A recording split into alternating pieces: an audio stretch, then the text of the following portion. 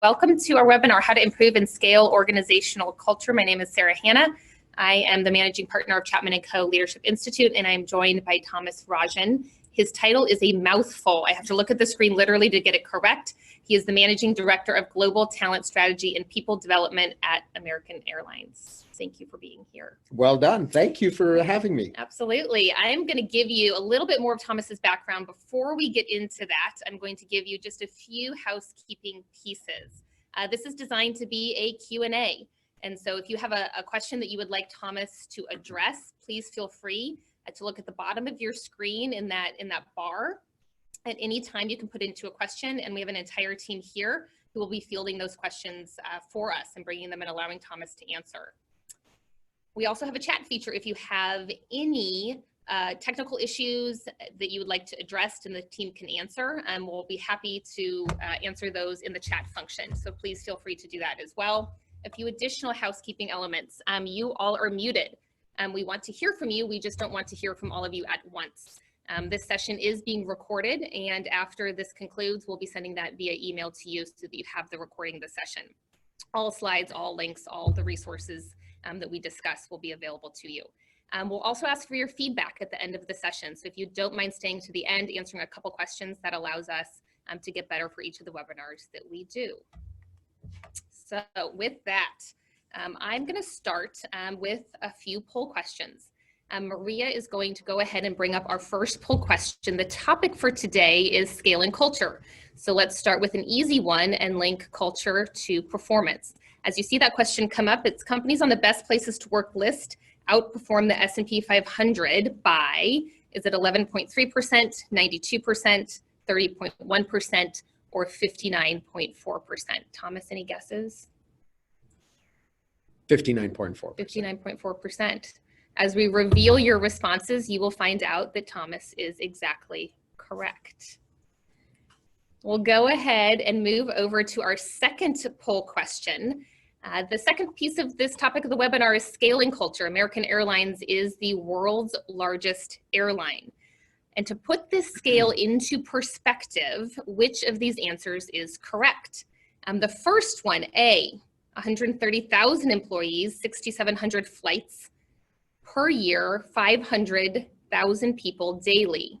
B, 80,000 employees, C, 110,000 employees, or D, 62,000 employees. I'm not going to ask Thomas to answer this one because that would be cheating. He absolutely knows the answer. And as we go ahead and switch over to the answers, you will find out that the answer is A.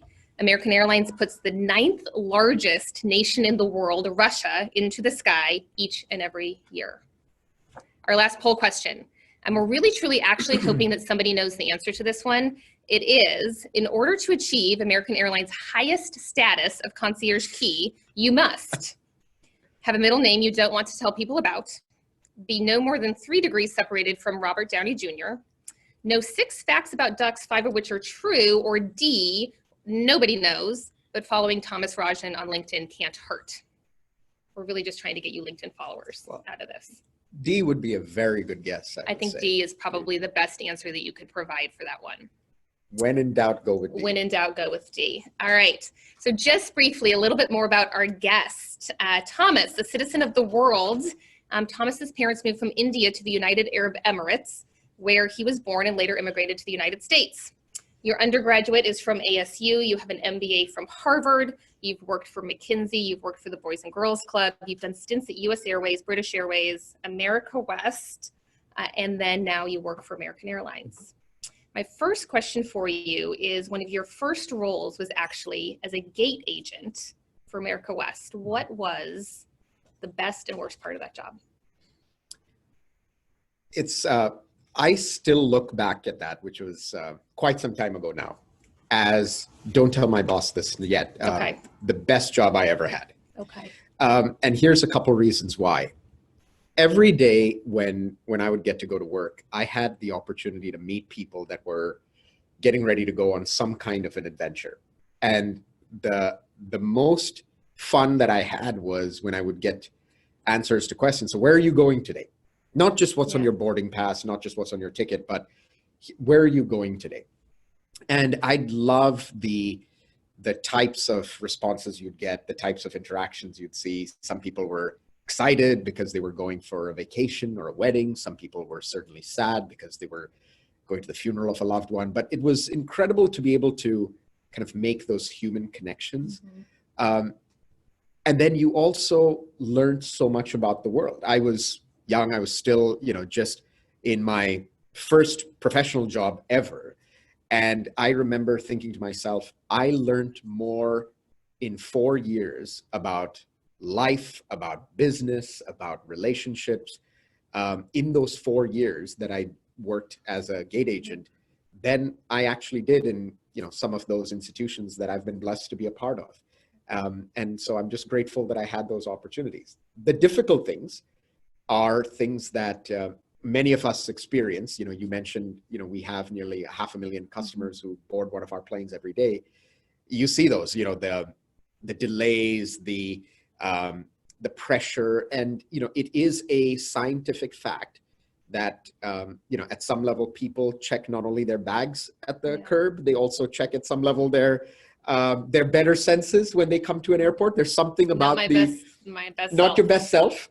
There's something about the environment of the airport that kind of lends itself to that in some cases. But I'll take the environment of kind of learning from somebody and kind of engaging and connecting with somebody any day. Those were incredible, incredible times. What's important about that experience that you take into your role today? It's unique that you started as a gate agent in an airline, and now you're responsible for culture in the world's largest airline. So how do you look back on that and say, this is what I don't want to forget? I think anybody that gets the privilege of doing the things that we get to do, and I do count it a privilege, is the incredible amount of empathy that you're able to develop. I'll tell you, a great example of what that looks like. This was actually early in my career when I was actually working in the finance function. And this was back in the day when we were making a decision around, should we put anti-fatigue mats at every one of the gates for the agents to stand on? And those were really expensive back in the day, and a considerable and a significant investment. When the number of people. That's it, number of gates, number of airports, and when you go through. And I remember being in a discussion with, the finance department that I was working with. I was an intern at that point, working for this division. And I remember the conversation that was happening was around, okay, should we or should we not spend the money? And nobody had asked the question, what does it feel like if you don't have it? And I think that's the perspective that being in that role certainly opened up, because I said, well, I've stood there for 4 hours, sometimes 6 or 12 hours, and you realize what a difference that makes. If you have felt it, that becomes a non-question. A very real thing. And I think that becomes an incredible opportunity that now in the role that I'm in, that over the course of my career so far, having seen the airline from what I call the bag room to the boardroom, it gives me the opportunity to be able to see and do much more on behalf of our team. Yeah. Any airline, same jets. Mm-hmm. I enjoy the Admirals Club, but you could argue same lounges. Same lounges. I get the same kind of little snack and beverage on the flight or what have you. From a competitive advantage standpoint, it's difficult for an airline to say, and we'll just catch up with each other. If you improve your app, I'm going to improve my app. Yeah. Your CEO, Doug Parker, has been very vocal about saying, we're going to make culture the competitive advantage. In your role, knowing that you're a steward in a large part for this piece, where do you start? I think you have to absolutely start with the people. Oftentimes now when I start thinking about my work, I start thinking about the experiences that I've had as a customer, that I've had as a consumer of the products that we've had. Mm-hmm. And it's easy for us to go start with a strategy. And, again, my training would say, okay, look, there's always something in threes that you can put in and you can kind of build the frameworks around it. But I come back to just the experiences we've had with our people. When you start thinking, and I think, you've even taught us this, Sarah, in the work that we've done together, your culture is really only as strong as it seems in the furthest place from the center of your organization on its most worst day. on its most difficult day, on its Yeah. worst day. And by that measure, I would say certainly we have a long way to go. But I'm excited when I start meeting our team members around the system and I get a chance to kind of ask them, so how are things going? Where are things that have been?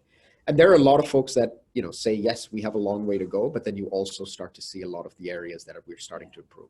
I'll tell you the story of Carly, one of our flight attendants, Phoenix-based flight attendant. A couple years ago, I'm traveling with my family. We have two boys at the time who are usually good flyers for the most part. What ages were? They were 5 and 2 at that time.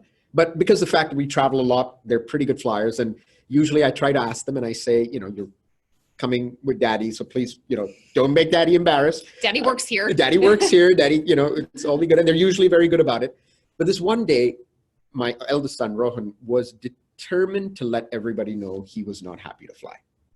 And it was one of those days where, you know, he is letting everybody know, and you're that parent that as you're walking the, you know, doing the walk of shame down the airplane, and you're trying to get to row 32 where you're sitting, every customer is looking at you saying, please don't let them be sitting next to me. Yes. We've all been there. We know that feeling. We get to the back. My son, you know, is still, you know, pretty livid about things that are going on. And Carly walks by and she says, you know, is there anything I can help you with? And, you know, we're like, no, hopefully he'll settle down in a little bit, you know, and we didn't want to disturb her. And so she goes to the back, and a couple minutes later, she emerges with a rubber glove, just that she pulled out from storage, and she's inflated it, and she's made a puppet out of it. And she hands it to my son. And immediately he stops crying. And the biggest smile that could ever be on a 5-year-old's face kind of is there with him. And for the 3.5 hours that we're flying, he has that smile and he's playing with this little thing. And a collective sigh of relief. And a collective sigh of relief around the entire airplane. And I think to that about, you know, how much did that actually cost American? It's the cost of a rubber glove that was already there. It cost absolutely nothing, but it meant everything to the customer. And if I were not an employee, but I was a paid passenger of American Airlines, I would say if all of American Airlines employees are like Carly, I would fly them every single time. That's what culture as a competitive advantage looks like. And I think that's why when we think about culture, it is about finding those individuals, about finding those stories and those experiences and being willing to lean into them. And then using that as a platform to say, now where can we go with something like that? You think about, so we want to make culture a competitive advantage. We want to collect those stories, the challenge of reaching that farthest corner on the very worst day. How do you wrap measurement around it? I think a big part of it is you start to be really intentional on the things that you're starting to go measure. So one of the examples that, you know, we talk about is we started very quickly to realize that when we talk about culture as being something separate, culture automatically already starts feeling like something that's amorphous, that's squishy, that's soft, and perhaps something that HR does. Something that HR does. You know, how do you get the chief financial officer of your company or the chief operating officer of your company around the idea that culture actually matters? What we started to realize is if we look at our strategic objectives as a company, we said, okay, one of the things we want to do is we want to create a world-class customer experience for the 500,000 customers that get on an American Airlines plane every day. So we asked, okay, so what's the number one thing that we can do to make sure we have a great customer experience? We said, well, when a customer purchases a ticket on us, the number one thing they want is a reliable and a safe operation. Great, we can write that up. What's the number one thing we can do if our another objective is around culture as a competitive advantage? We looked at it, we said, you know what, the number one thing we can do for that, it's not a program, it's not balloons, it's not anything else. It is run a safe and reliable operation. Because guess what? When we run a safe and reliable operation, our team members, that gate agent, me, many, many years ago, I get to start work when I was scheduled to, and I get to end work when I was scheduled to.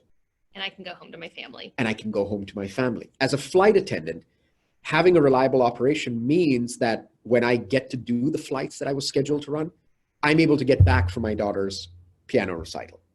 I'm able to get to the place where I need to. And understanding that as a company was a tremendous leap forward for us to be able to really bring culture and the operation together, and to realize, look, these aren't separate things. These are truly the same. Because when you have those team members who, when they show up for work, can see that frustrations have been taken away, the tools have been put in place for me to go do my job, that's what starts building your culture. And then you go measure that and make sure that you're doing the things to help it. I think we have a question from the audience on this topic. So the team is going to go ahead and offer up that question. We do. So Thomas, how do you hold leadership accountable for maintaining culture standards? There were a lot of questions about how you measure it, how you monitor the health of it, but specifically, let's talk about leadership and holding them accountable for these cultural standards you want to see. Sure. Number one is having a clear set of metrics of what are the pieces of culture that you're trying to measure. So for us, when it came to specifically around the operation, we looked at things like how much mandatory overtime are we putting in place? And then even before we get to that, one of the few jobs that I can hold you at your job. I can hold you at the job, because we can't just say, sorry, my shift is done, when you've got a line of 200 planes got to go out, you've got a line of 300 people that are waiting to get on. And so we started looking very rigorously at that. We looked at things like and crew scheduling, when we actually go schedule our crews. How many times when we say, Sarah, this is the pairing you're going to fly, or this is the routes you're going to fly, how many times do we hold true to that promise that we said, okay, yep, we're going to go do that? And then also, as it relates to, chances are when a flight cancels, certainly our customers are affected, Sure. But our team is affected as well, because now they are in that environment where they have to. So one of the things we started looking at was controllable completion factor. So this is how we measure where, if there's not just a storm over St. Louis or exactly, but the things that are within our control that we could have done, how are we making sure? And a dashboard that then every leader every day is being able to look at, that understands, look, this is not a separate culture metric that we're trying to drive. These are core fundamental business metrics that we're trying to do. The other thing that we've done is, after a long hiatus, we reintroduced our engagement survey with our team. And first in about 10 years. First in almost 15 years. 3 years ago, when we first started, it was the first time in 15 years, because, and the reality was that if you think about our business, the airline industry was a loss-making business for many, many years. In fact, people like Warren Buffett would tell you the best thing that, any capitalist could have done was to go shoot Orville Wright and Wilbur Wright, down at Kitty Hawk, and then we would have all saved a lot of money. That was kind of what the business we were in. And so when you're a business like that, guess what? Not a lot of people think, yeah, well, let's go ask what our employees think about how things are. Yes, not going well. Not going well. Let's not ask the question. Let's not ask the question. And so we were fortunate that as the business started to transform, one of the things our senior leadership team really wanted to start to kind of get back in, and we believed was really important, was how do we capture the sentiment of our team? So we started a campaign around American Voice to be able to understand, our team members. So going back to kind of in the furthest place, in the furthest areas of it, what does that actually look like? And I'll tell you, there's this, to paraphrase a statement, it's, better to think you suck than to take a survey and remove all doubt. Believe me, we removed all doubt to get a sense, because our team members shared with us very clearly some of the challenges that we had.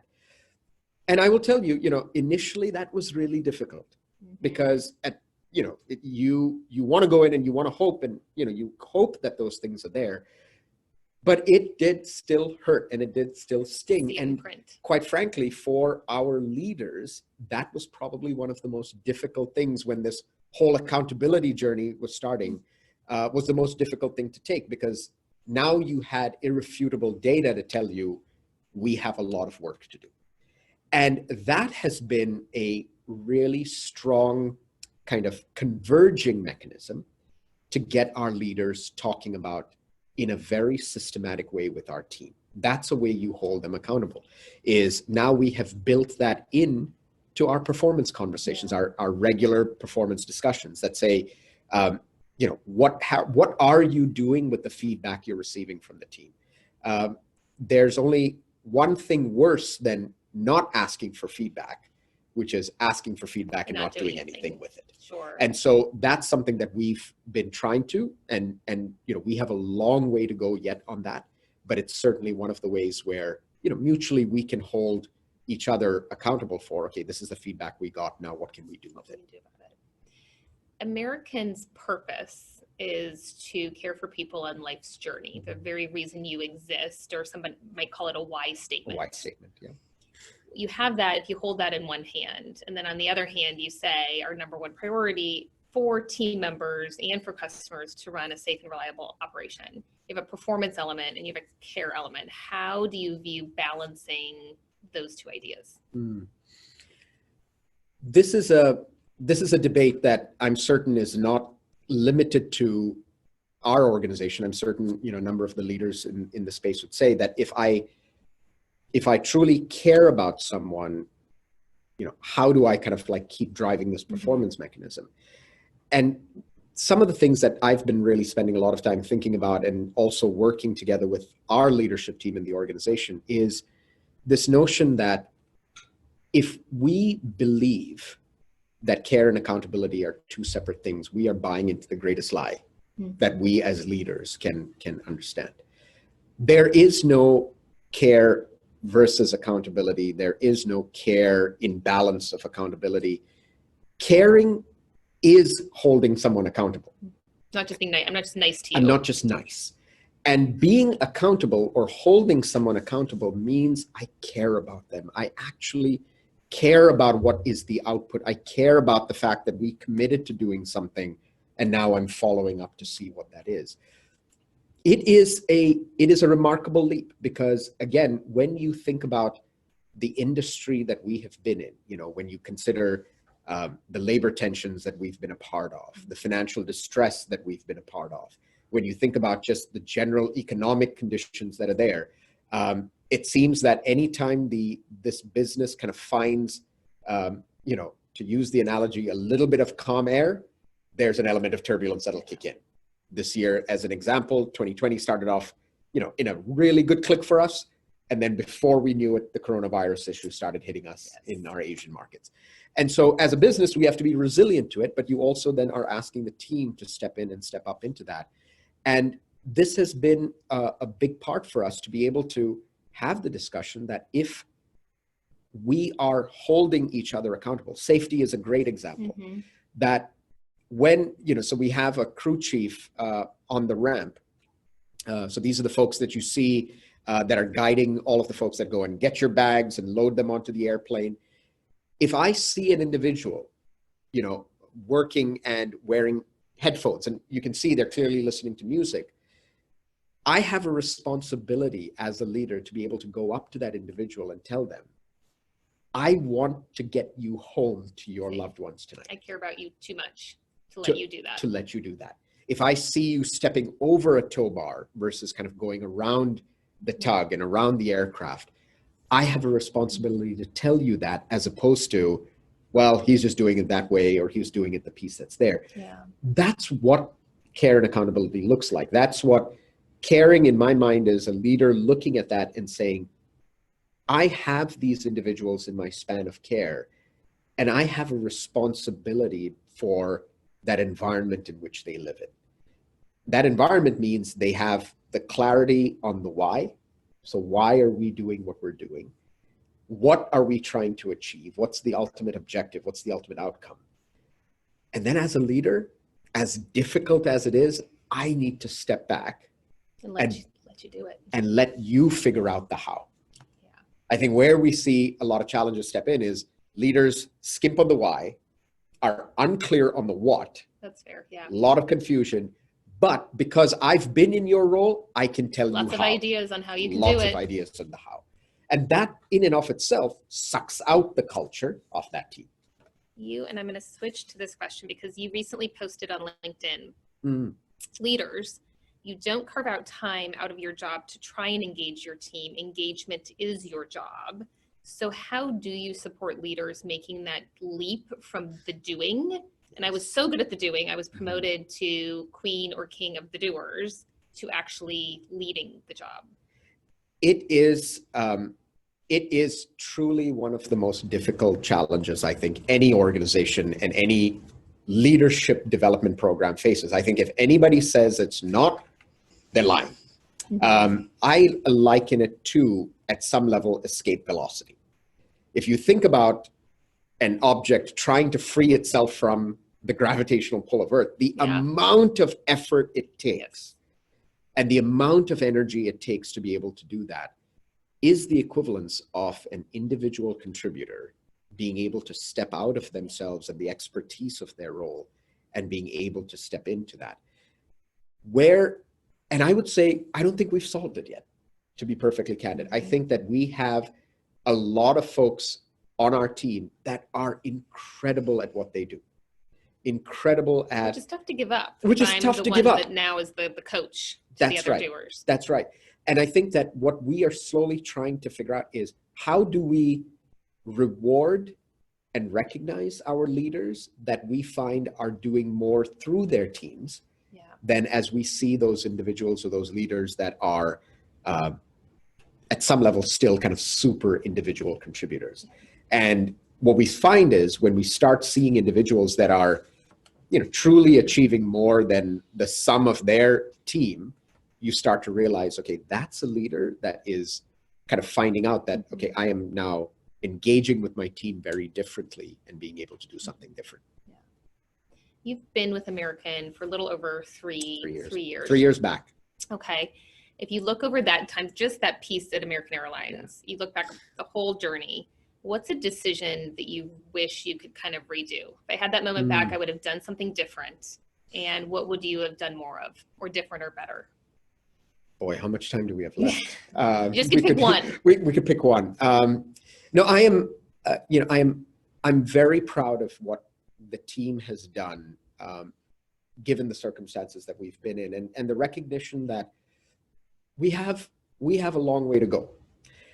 What I would have done differently, if I think about it, is what I am enjoying doing now, which is spending far more time with our leaders, not just in the efforts that we do kind of within our headquarters environment, or kind of as we have folks that have come back, but really kind of being with them where they are.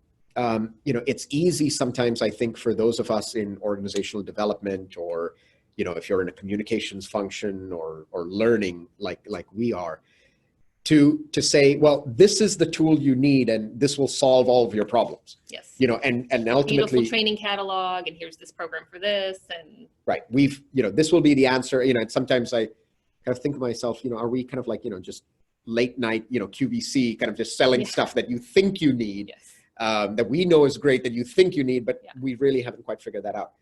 I did some of that early on, but then we got so focused in on kind of, okay, let's go build the things that we need to, that like what I see now when I get to spend time with our leaders in the field is, number one, just what incredible men and women, we are fortunate to have leading this airline. But two is the understanding the pressure and the nature of the work that they deal with. When you're in, a hub like a Miami, or you're even in the station today that I had the chance to visit right before coming here, is you start to realize what their context is, and you understand, okay, how can I help you in that context, where all of a sudden something that feels like a 50-page booklet that would be the normal issuance of a... I gave you all this beautiful material.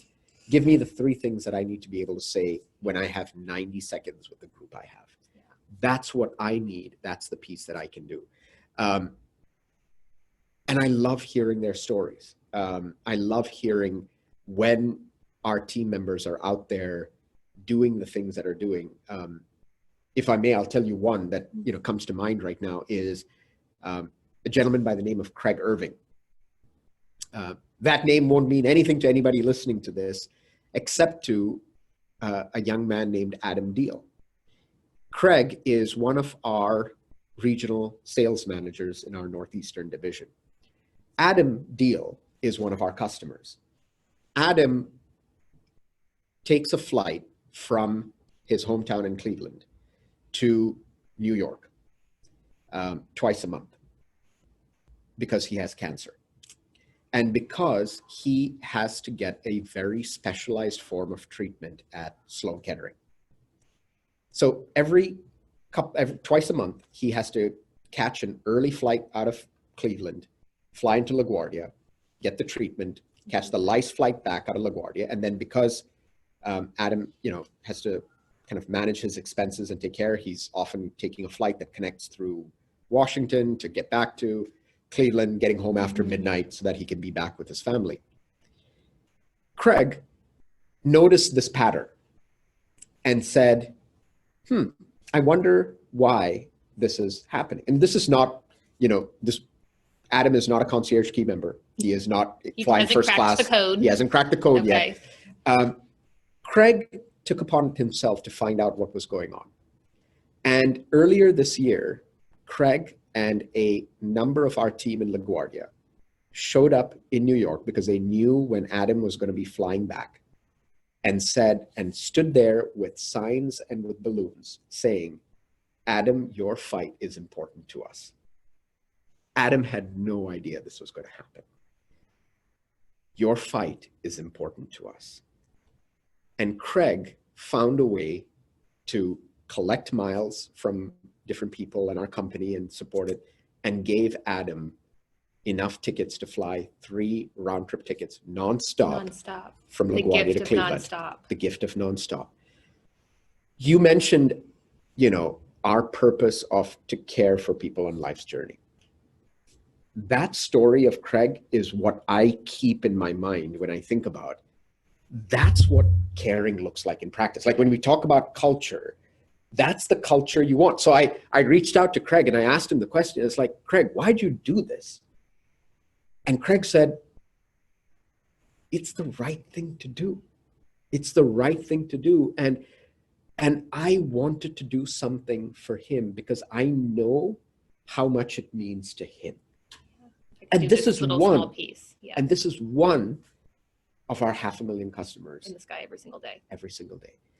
And I would say that if we had, and we do, more of our Craigs to be able to kind of think that way about each of our folks that are there. And that's the challenge, I think, for any leader of an organization that's there today.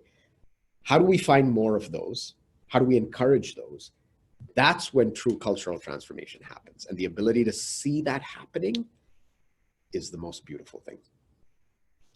I'm going to go ahead and check in with our team and make sure that we're addressing any questions that are coming in through our Q&A function. We'll go ahead and read some of those off. Sure. I've got a question for you. This is one I thought was really interesting. There's a question about Thomas. There's a question about Thomas, that you have a real strong sense of empathy. How do you train that in other leaders?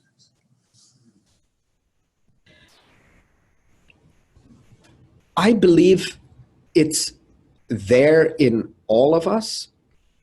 I think you just have to be willing to access it.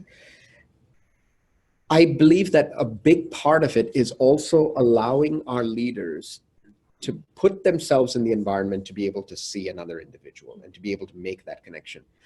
One of the things that we as an airline have a tremendous privilege for our employees is that when you join American Airlines, you get the opportunity to fly anywhere in the world.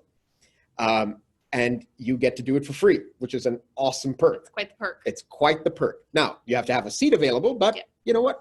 And those are coming a little bit few and far between now, which is great. Thank you, paying customers, for that. But it's an awesome privilege. And so one of the things that we ask particularly our leaders to do is, when you are utilizing that benefit, go and talk to our team. Yeah. Introduce yourself. Say, what are you doing? A question that I have found myself now asking more often than anything else. And it's fascinating, the answers you get. And I think if you could just train your leaders at some level, number one, to have the courage, because it actually takes courage. And I'm not sure why, but it takes courage for people to be able to step up and step into somebody and say, the work I do supports you. I just want to introduce myself, say thank you. And let me ask you this question. This is the question I now find myself asking more than anything. What doesn't somebody know about your job And I bet people have an answer. that you wish they did? What does somebody not know about your job that you wish they did? And believe me, the answers I get from when I talk to John D'Amico, one of our mechanics at our heavy maintenance base in Tulsa, Sheila, who I was just chatting with, and I asked her this morning this question. She's a gate agent. She's a here gate in St. agent here in Louis. St. Louis, has been with American for 52 years next month. And it is remarkable the things they get. And I think just being willing to have that curiosity around, I had no idea that that's what Your world. that's what your world is, that's what's a piece that's there. That's an incredible piece to have in your back pocket as a leader, to go out and to create that empathy that says, what do you wish somebody knew about your job? Yeah. What do you Empower wish that I can curiosity. that curiosity? And then now in my role, how can I go back and convey that to somebody else? Well, I'm not sure if you will remember this, but on the day that we met you, you were 3-4 weeks on the job at American Airlines. It's a long time ago now. We were Wow. a long time ago. Feels like a long time ago. We were brand new on the job. Mm. It was our first day providing a service to American Airlines. And we walked with you to lunch. And a couple of things that stood out. One is you asked our opinion, which I'm not sure how many people who are brand new to a job show up and just say, I actually want to know what you think. Was number one. And number two, we go in the training center, there's massive cafeteria. And you walk up to Norma, who has the joy of serving people in the cafeteria.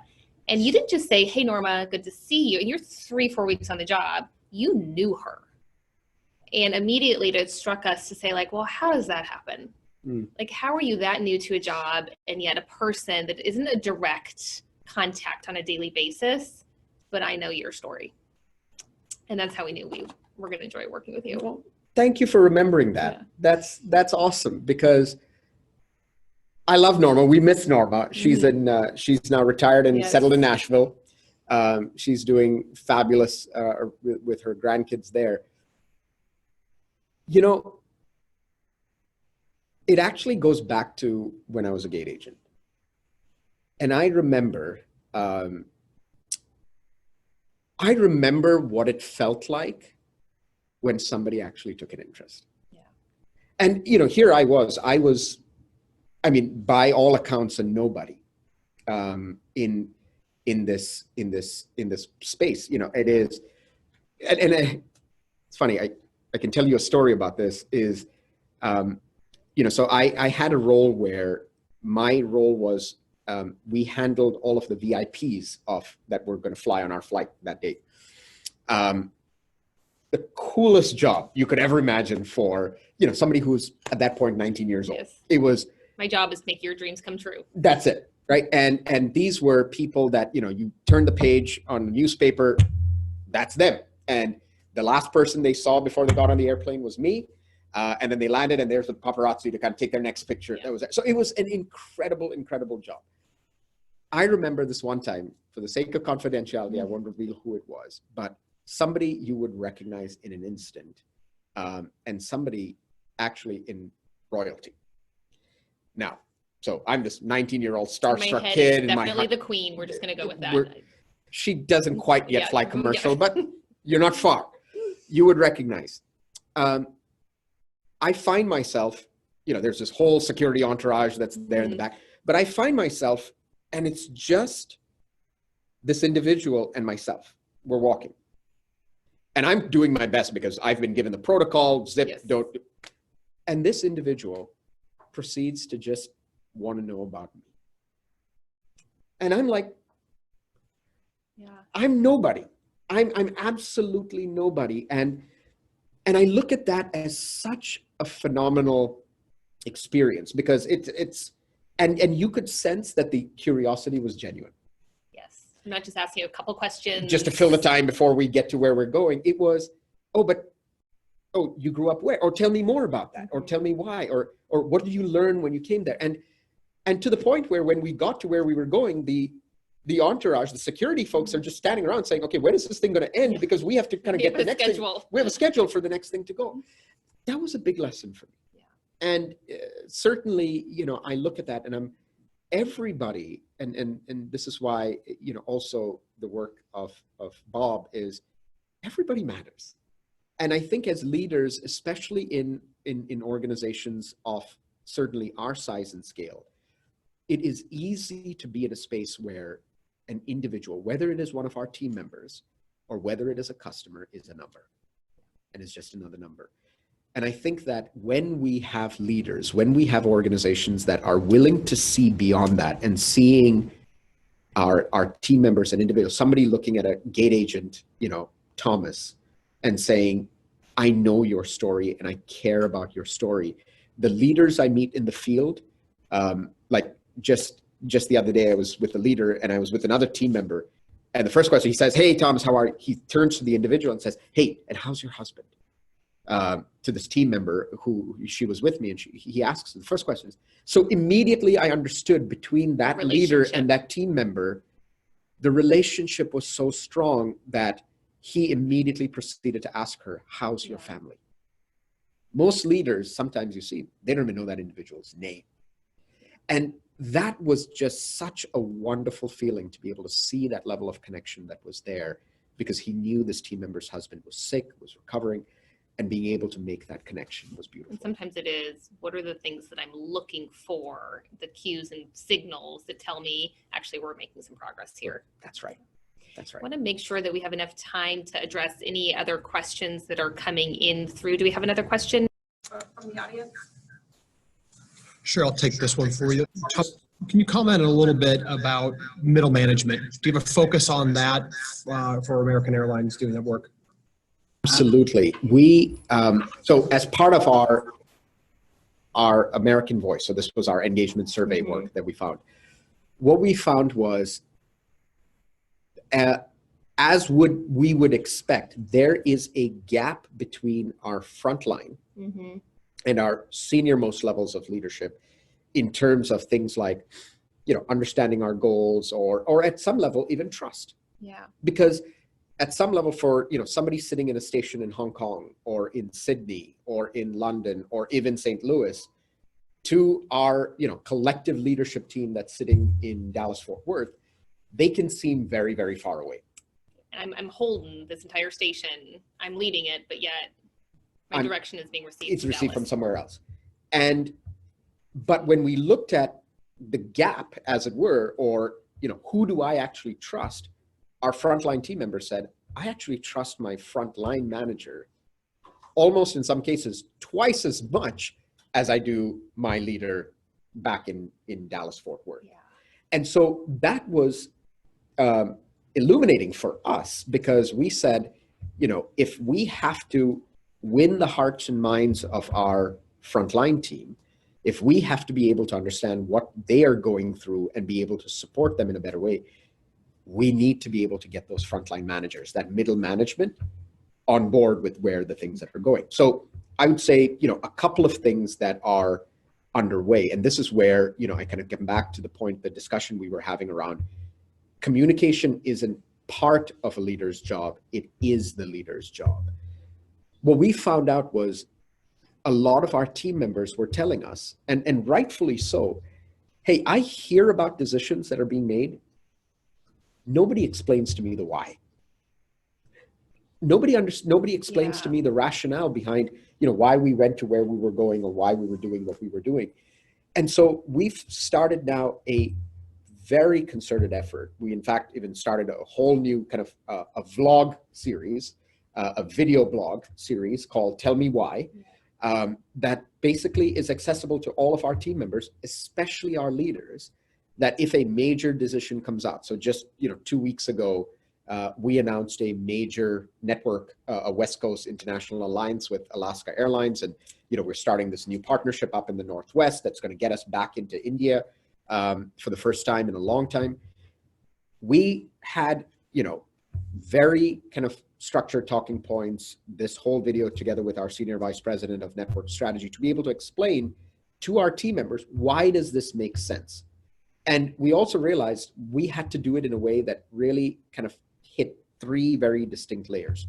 Number one, why does it make sense, or why does this care for our team members? How does it connect back to that purpose? How does it connect back, right?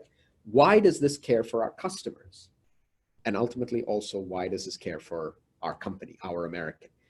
Because at some level, if you can answer those three questions, even as a leader, you're able to get to a lot of what is on the hearts and minds of people. What's in it for me? If a customer comes and asks me this question, I can explain to them. And if I can then understand, look, for me to have a viable career in this company, I need to be able to understand where the company is going. If I can answer those things, I'm pretty good. I suddenly feel empowered. Now, what we're also understanding is you can't get 100% agreement with a decision. I think sometimes we fall into the trap of, okay, we need to get consensus, or we need to get everybody agreeing with the decision. I think with, as messy and as complex as humanity is, we're never going to get there. I mean, if you look at the state of our society today, an agreement might not be the goal. Agreement is not the goal, but if we can get to understanding, if I can understand, I may not agree with you how you made that decision, but if I can understand the why, that's good enough for me right now. To some respects, it goes back to the empathy for that team member to say, I need to at least empower you to answer the questions. Because I'm facing my team and I have nothing to tell them. And I have nothing to tell them.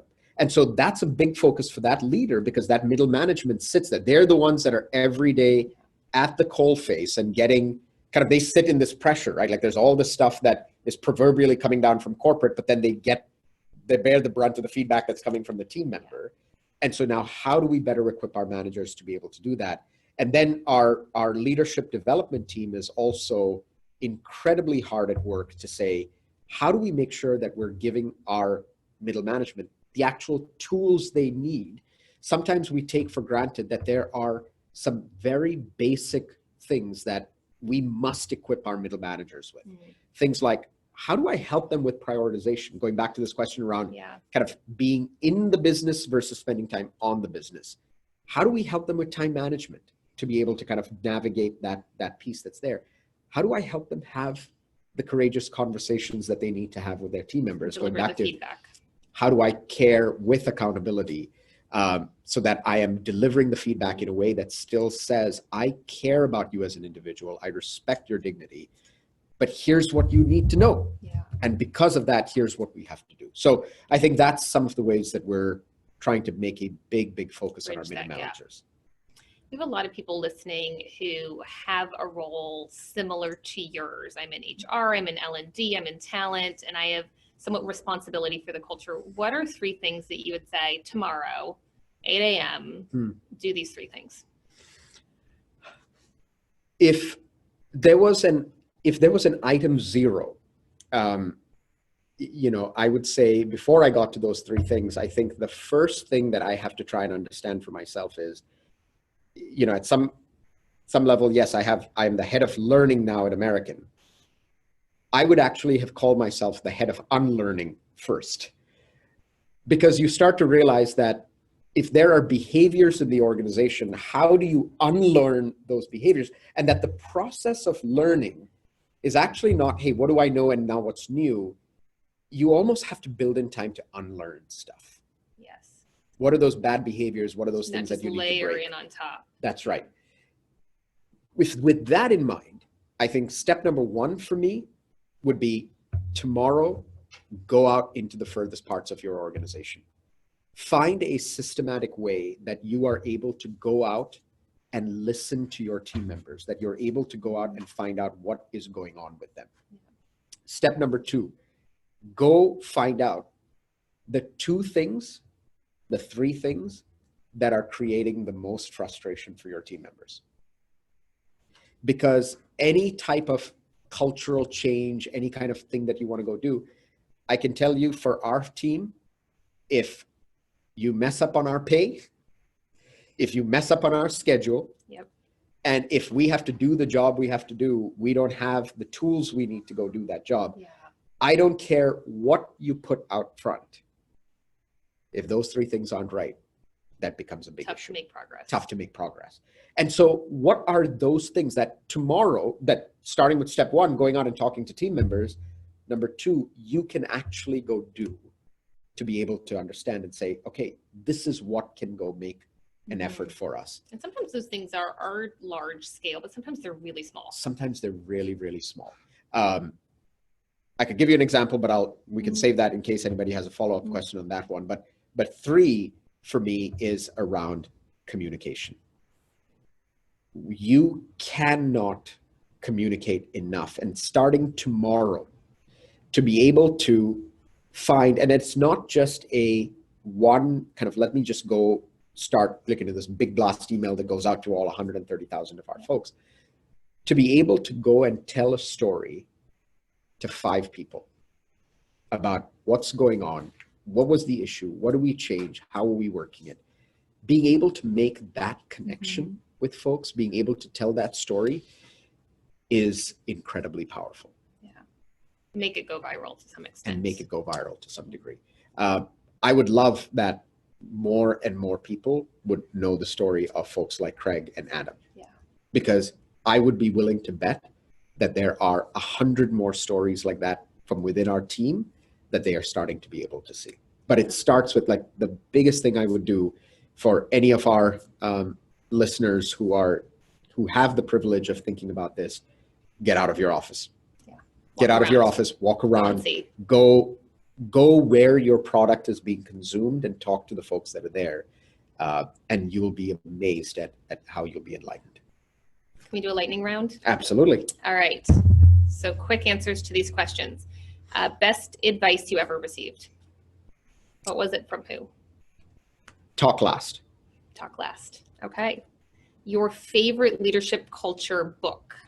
If you had one recommendation, obviously besides Everybody Matters, which is clearly your favorite. Which is clearly number one. Really your second favorite leadership culture book. Mindset, Carol Dweck. Okay. What's one thing everybody should know about where you grew up? Incredible melting pot of cultures. If you ever wanted to see the world in one place, go to Dubai. Go to Dubai. What's your one essential travel tip?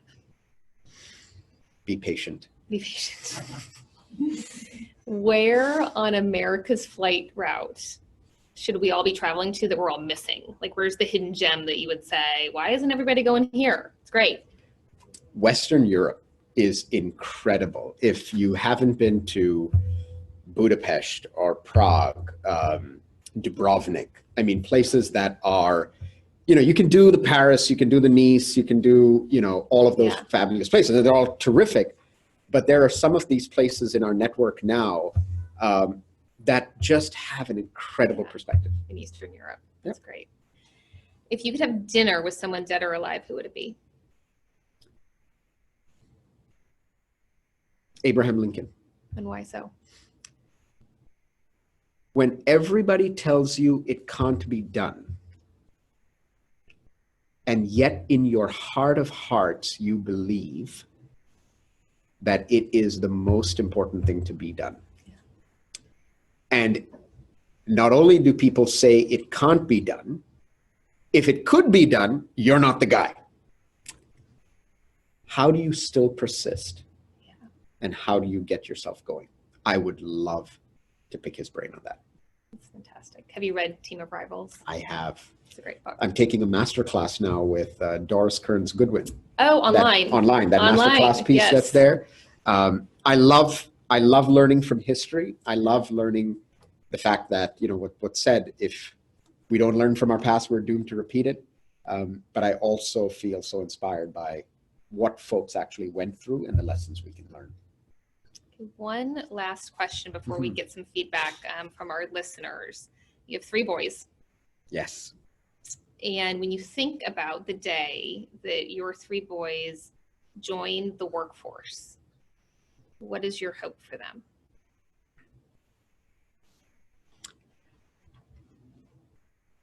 That they would never be willing to do the easy work or never be willing to take the easy route.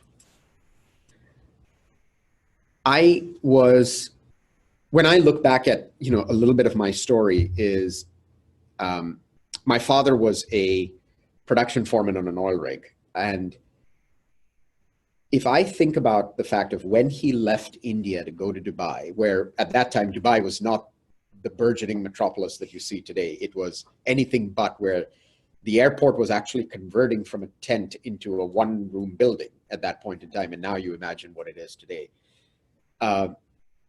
It was certainly not the easy decision for him. Mm-hmm. And then certainly emigrating to the United States was never going to be the easy decision. And when I go back and I look at, we still have our immigration file, which is probably about this thick, with all of the papers and the documents that he had to gather for that. It wasn't easy, but what he wanted to do was to do the right thing for his family. Yeah. That was a message that I felt in what I do, and my why is driven by that. And for my boys, I hope for them that they are willing to do those things that are a little bit more difficult. Yeah. And be willing to say, you know what, I don't know the answer to that, but I'm going to work hard to go figure it out. I'm going to make the tough right call. That's right.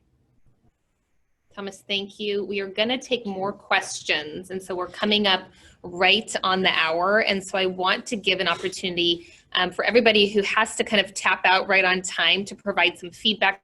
Poll is going up. If you wouldn't mind just answering those couple of questions, we'd sincerely appreciate it. We will stay on well past the hour. If you do have questions, I know Thomas has agreed to stick around and we'll answer those, but we'll give you a couple of minutes just to answer those questions. For additional resources, we'll also put up our webpage. You can look at some past recorded webinars, use those with your team if they're of value to you. You can also follow us on LinkedIn and you see the address there as well. The work we do at Chapman & Co. Leadership Institute is to work with organizations on a range of things that include assessments, leadership development, training courses, workshops and keynotes, and consulting work. That is the only and end of the sales pitch that you're going to get today.